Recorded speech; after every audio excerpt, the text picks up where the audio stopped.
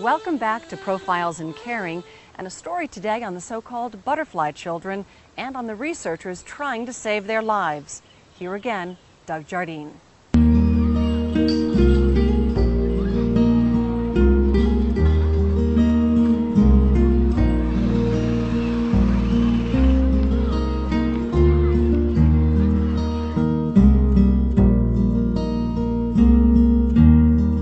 Okay, pencils above your head, please.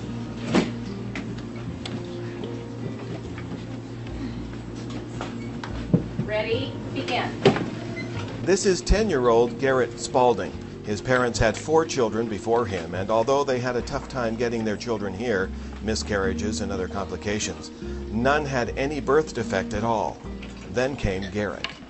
So we knew we were going to be done with Garrett, but we never, ever suspected, on his birth date, time, whatever, that we would be hit with such a incredible surprise as to give birth to this child that had massive problems. And it had been a normal pregnancy.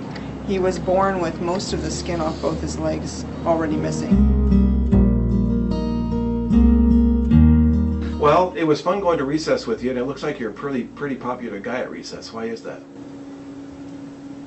Because everybody sees me. Because everybody knows me because they always. Because I don't know. Maybe you're just a good guy and a handsome guy. Well, I think it's because the wheelchair. They always say, "Hey, well, who's that wheelchair person?" Surprise! Garrett's favorite time of day is recess. His classroom favorite is spelling. The challenge word this time, fantastic. Fantastic.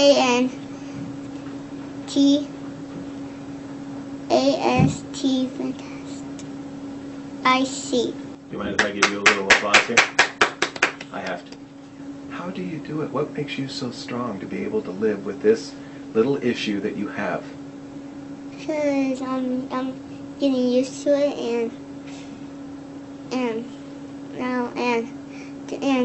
and different people are trying to make me do it.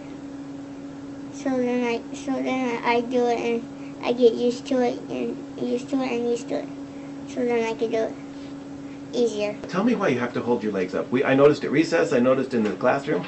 Because I have so much Alice on my leg that it goes down and it hurts. And I can see, like, on your left leg right here.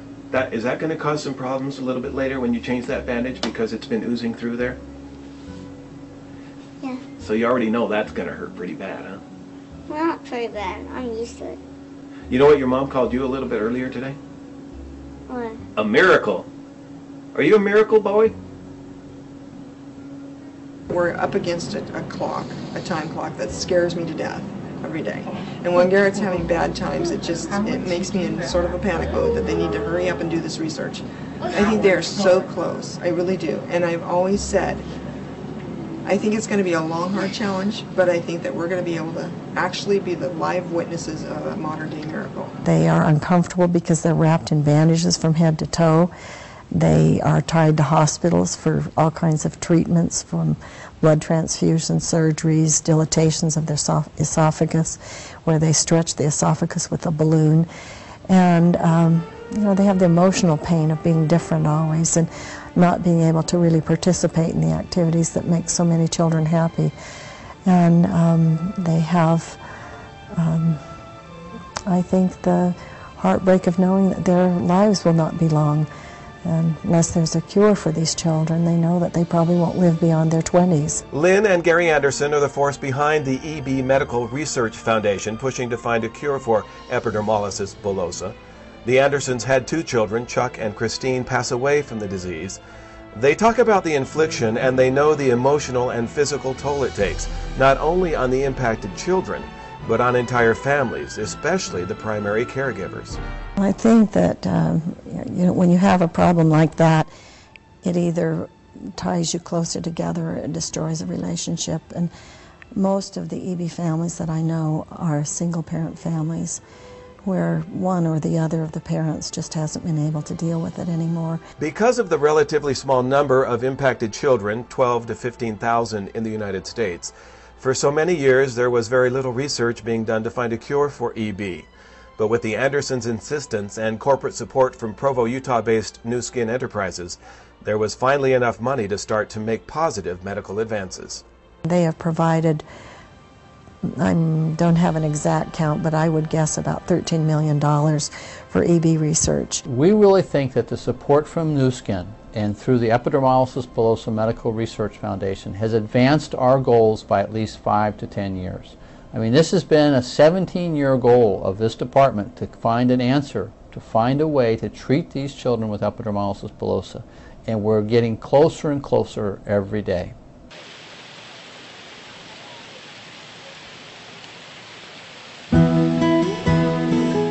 At Stanford University in Palo Alto, California, the research focuses on the gene called type 7 collagen.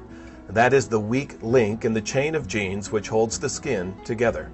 Once you've identified the genes and the proteins, you have a chance to try to correct it. For those doing the research here at Stanford, they say the work and dedication has engendered a lot of optimism, but has also been extremely humbling. What they know is the genes that are responsible for the normal adhesion of the skin are broken in EB children. But the exciting advancement is those genes have now all been discovered. Based on those discoveries, they have developed new models of EB where they can actually fix EB genetically in tissue. We know that there have been a number of human diseases where gene therapies made huge differences in the lives of people who are suffering from different diseases. So we know the general strategy is a good one. We know it's ultimately going to work. We grow up normal skin. We grow up skin from patients with epidermolysis bullosa who have donated their skin through a research process to us. We're able to grow it up and then grow it on the mouse. So much of our research has been done on this mouse model where we sort of have a model of human skin. And on that EB skin growing this model, we're able to make the EB skin look almost normal and make it function normally. And so that's where we're headed. That's our goal. And that's exciting. That's absolutely exciting. That's exactly right.